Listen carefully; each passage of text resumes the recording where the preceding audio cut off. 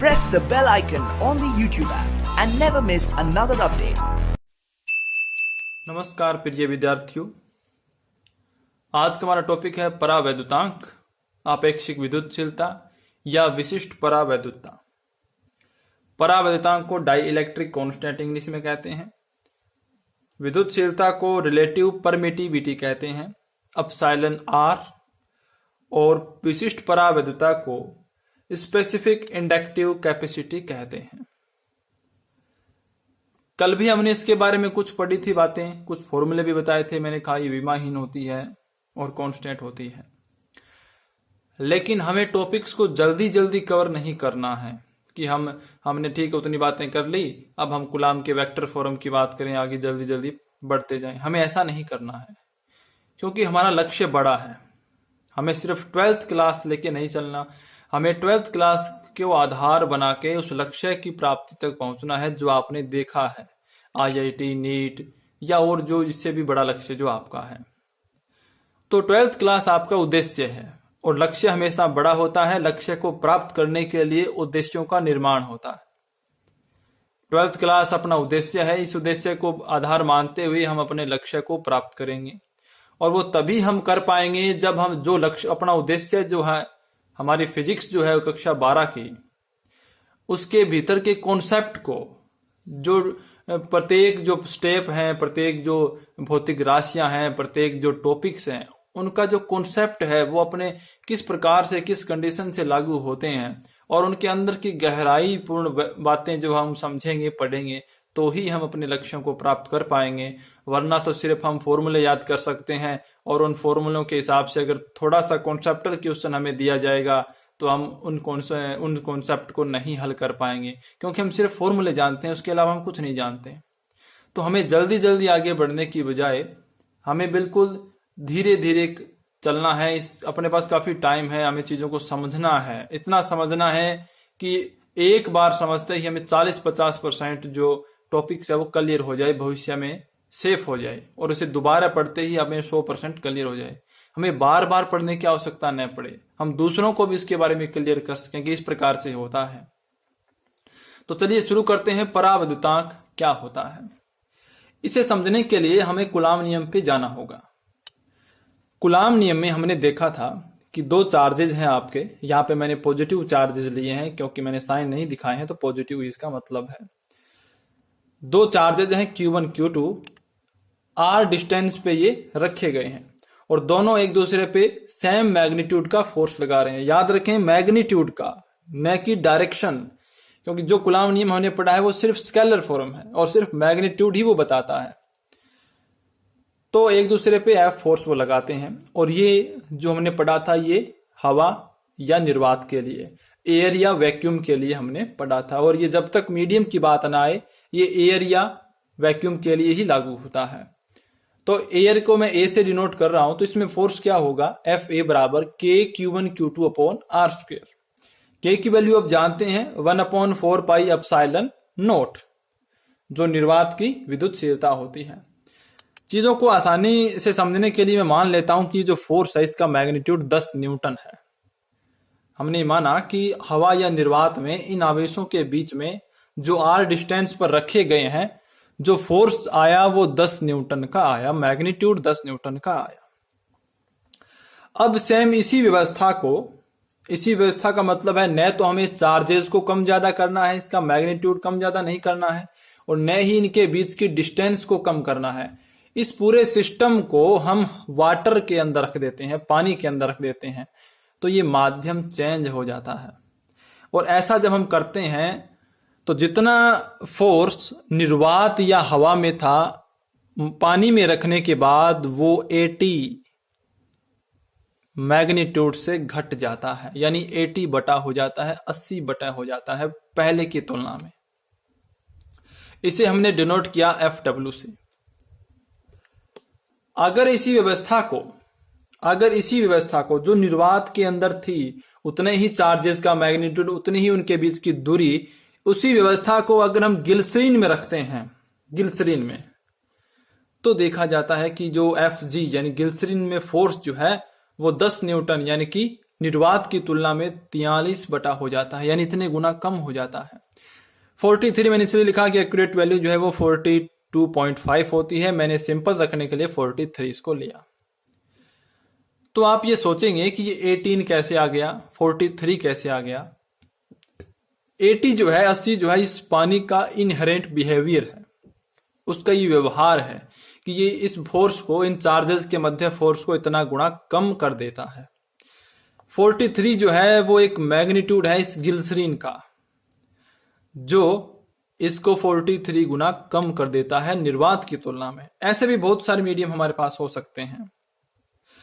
और ये जो 80, ये 43 जो है, ये टेम्परेचर पे भी डिपेंड करते हैं। ऐसा नहीं है कि हमेशा 80 ही रहेगा, लेकिन एक फिक्स टेम्परेचर की बात करें तो हमेशा 80 ही रहेगा पानी के लिए। फॉर एग्जांपल मैं बात करूं तो ये जो 80 जो है ये 20 डिग्री सेंटीग्रेड पर होता है पानी का इनहेरेंट बिहेवियर, यानी इतने गुना से वो कम करता है।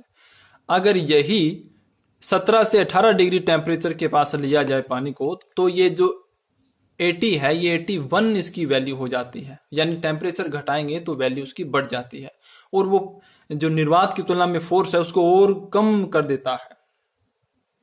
तो इसी प्रकार से हमारे पास कई वैल्यू हो सकती हैं। आगे हम समझेंगे चीजों को कि ये 80 बटा कैसे हुआ, 43 कैसे हुआ, यही सब कुछ अपनी परमिटिविटी के बारे में बातें हैं। तो ये हमारे पास माध्यम है, और 20 डिग्री सेंटीग्रेड को आधार मानते हुए उनकी वैल्यू उनकी दी गई है हमें, जो इस टेम्परेचर पे हमेशा फिक्स रहती हैं। लेकिन कुछ चीजें हम अलग अलग टेम्परेचर पे भी बताएंगे जिनको हमें ज्यादा यूज होता है, पानी का ज्यादा यूज होता है क्वेश्चंस के अंदर।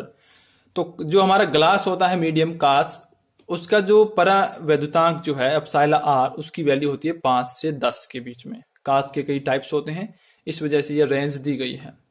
पैराफिन मोम है वो 2 से 2.5 के आसपास वैल्यू रखता है, वो कंडीशन के हिसाब से आपको दे दी जाती है। पानी अगर है तो पानी का 0 डिग्री सेंटीग्रेड पे एप्सिलॉन आर परावैद्युतांक होता है 88। 20 डिग्री सेंटीग्रेड पे मैंने अभी आपको बताया 80.1 होता है, जिसे ऑलमोस्ट आप 80 लिख सकते हैं। 100 डिग्री सेंटीग्रेड 55.3 होता है, 200 डिग्री सेंटीग्रेड पर 34.5 होता है। तो जैसे जैसे टेम्परेचर बढ़ता है, ये जो एप्सिलॉन आर है इसकी वैल्यू क्या होती है, घटती जाती है। और जैसे वैल्यू घटती जाएगी, फोर्स का मान जो है वो बढ़ता जाएगा।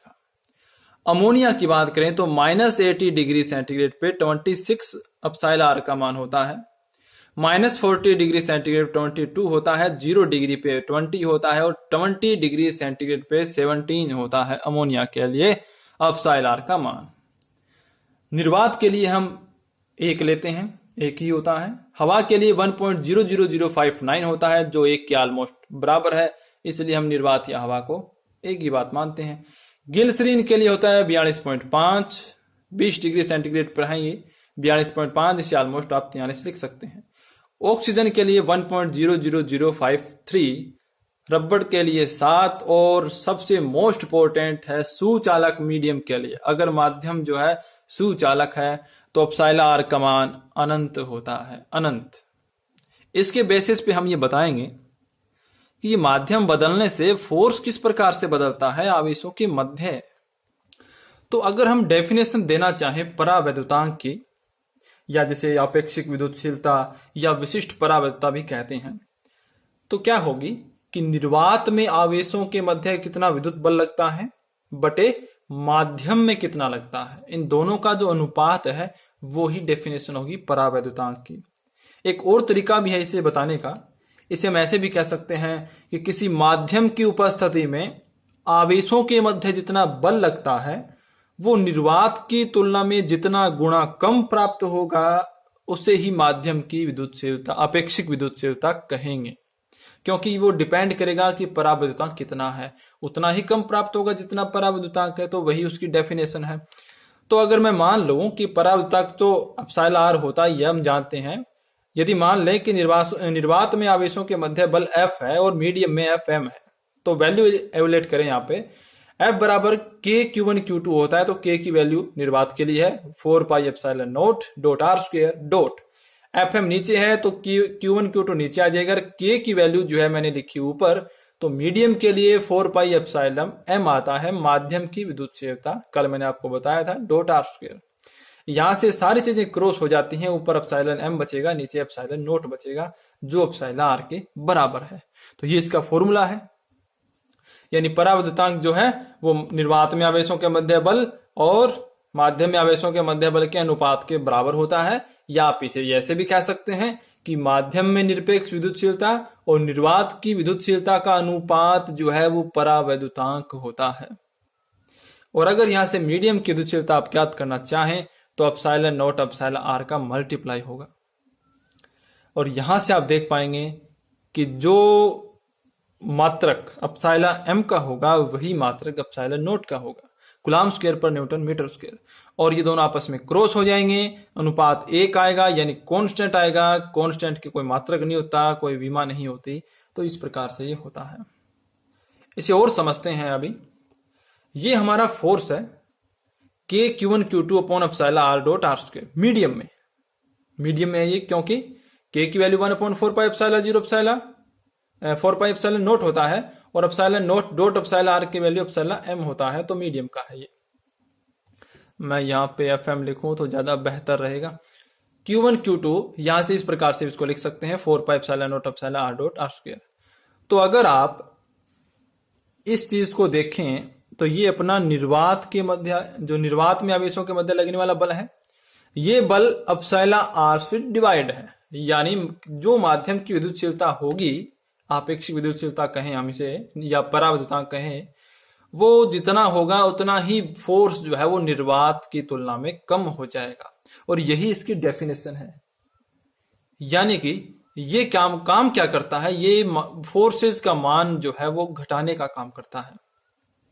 अब इन सारी बातों से रिजल्ट हमारे पास ये प्राप्त होता है कि तो हमें पता लगा कि हवा या निर्वात में विद्युत बल है वो सर्वाधिक होता है, सबसे ज्यादा उसी में होता है। कुचालक माध्यम में जैसे बात करें वाटर, ग्लिसरीन, मोम, ये सब चीजें जो हमने जिनकी वैल्यू मैंने बताई थी, ये सारे कुचालक माध्यम है। और कुचालक इसलिए है कि ये निर्वात की तुलना में फोर्स को कम करते हैं, तो उनमें ये हो जाता है कम, निर्वात की तुलना में कम हो जाता है। और कम कितना होगा वो डिपेंड करेगा कि माध्यम का परावैद्युतांक कितना है, उसका εr अपेक्षिक विद्युतशीलता का मान कितना है। और सुचालक माध्यम में ये जो आवेशों के मध्य फोर्सेज है, विद्युत बल है, वो शून्य हो जाता है। क्यों? क्योंकि आप जानते हैं मीडियम में फोर्स बराबर निर्वात में फोर्स अपॉन εr, और सुचालक माध्यम की विद्युतशीलता जो है, आपेक्षिक विद्युतशीलता या परावैद्युतांक वो अनंत होता है। अभी मैंने सारणी बनाई थी, उसमें बताई थी वैल्यू, ये कांस्टेंट होती है, तो रिजल्ट तो शून्य ही आएगा। तो ये बातें आपको याद रखनी है कि अगर माध्यम सुचालक हो तो वहां पे आवेशों के मध्य फोर्स जो है शून्य हो जाएगा। उसके अलावा कोई माध्यम कुचालक और हो, हवा या निर्वात के अलावा, तो वहां पे कम हो जाएगा। डिपेंड करेगा कि वो माध्यम का परावर्तन कितना है, और हवा या निर्वात में सबसे ज्यादा होता है। अब मैं आपको 2 क्वेश्चन दूंगा, वो क्वेश्चन को आप हल करके और कमेंट बॉक्स में कमेंट कर देना। मैं आपको राइट या रॉन्ग का रिप्लाई दे दूंगा। और नेक्स्ट वीडियो में हम मिलेंगे फिर से एक नए कॉन्सेप्ट के साथ। ये है आपके क्वेश्चन। पहला क्वेश्चन है कि निर्वात में रखे 2 बिंदुवत आवेशों के मध्य बल 18 न्यूटन है। यदि 1 mm मोटाई और 6 परावैद्युतांक की एक कांच की प्लेट इन आवेशों के बीच में रखें तो बल कितना होगा। दूसरा क्वेश्चन है निर्वात में 2 आवेशों के मध्य F बल लग रहा है, F यानी मैग्नीट्यूड है फोर्स का। यदि इन आवेशों के मध्य पीतल की प्लेट रख दें तो बल क्या होगा।